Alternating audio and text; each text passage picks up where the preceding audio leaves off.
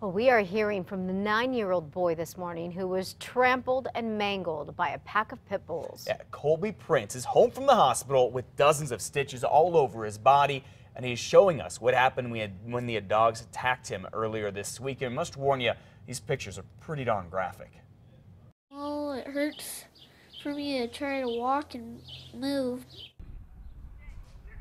Oh, you can see him limping there a little bit. Little Colby says he was going to water his horses in Roswell, just like he does every morning. And he saw 3 pit bulls to try to get at the horses. And that's when things got pretty scary. That's one of the dogs there.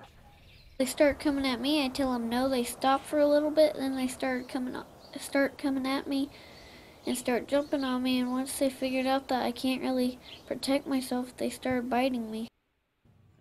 Poor little boy. The dogs came from a pet rescue that was nearby that Colby's family did not even know was there. They ripped off his shirt. That was it right there. You can see the bruises and bite marks on his arms. They attacked the arms, the legs. They pulled him to the ground. A neighbor noticed him, tried to call for help, then called Colby's parents. So they rushed over, and Colby's dad, who is also a Roswell police detective, I believe, shot 2 of the dogs to try to, that's his chest, and got bites up there on his neck and all. His dad shot 2 of the dogs to stop the attack. Both of them are now dead. The 3rd dog is in quarantine and will be euthanized. I believe that's the one we saw earlier. The animals are being tested for rabies to see if Colby has to get treated for that. The good thing is he's up and walking around. That could have been much worse. Well, 5:33, pets are getting killed in a community near Farmington, and now there's an $8,000 reward to find out who is doing this. San Juan County Sheriff's deputies say a man found his goat with its head missing and all the organs removed. I probably should have warned you a second ago. This is pretty gross, too.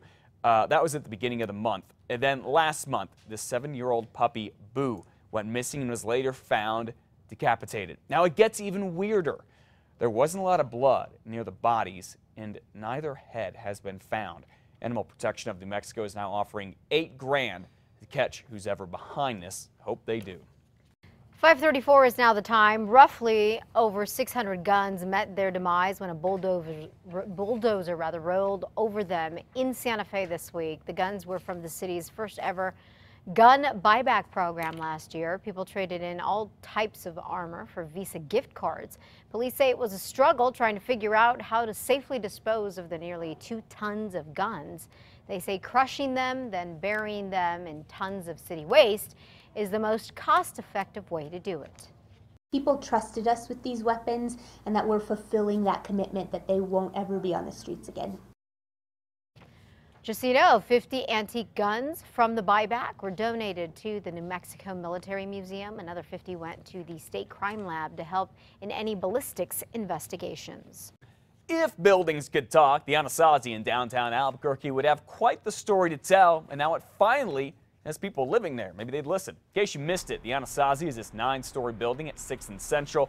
Construction started way back in 2008, then stalled for 4 years after the original developer stole money from the project. Years later, a new developer took over and finished the storefronts and the condos above them. The grand opening is set for later this month. A lot of condos are still for sale if you're interested.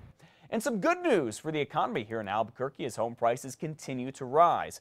According to the Greater Albuquerque Association of Realtors, the average price for a home in May was $223,000. That's an increase of more than $7,600 from April and 5.5% increase from the same time last year. Latest data also shows homes are on the market for an average of 67 days. That is another improvement since April. A group of local teens are trying to make a difference. They say they're fed up with tobacco companies targeting them. So the teens from 15 different schools are helping to try and change that. They have volunteered to be surveyed in a campaign called Distasteful.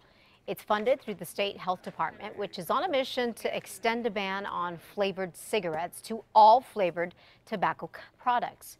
The survey done shows that 17% of people thought flavored tobacco was safer than regular tobacco. 85% of the young people polled said they are more likely to try a flavored mini cigar than an unflavored one. We found that there is no awareness at all about the dangers of flavored tobacco. The youth are very misled. The teens will be sending their survey results to state lawmakers. They're also trying to get the attention of the FDA. One of northern New Mexico's most popular recreation sites is closing for the summer. Holy Ghost Canyon, including Forest Road 122, Summer Tract, a home area and campground, and the Holy Ghost Trail and group campsite will close on Saturday, won't reopen until September 30th.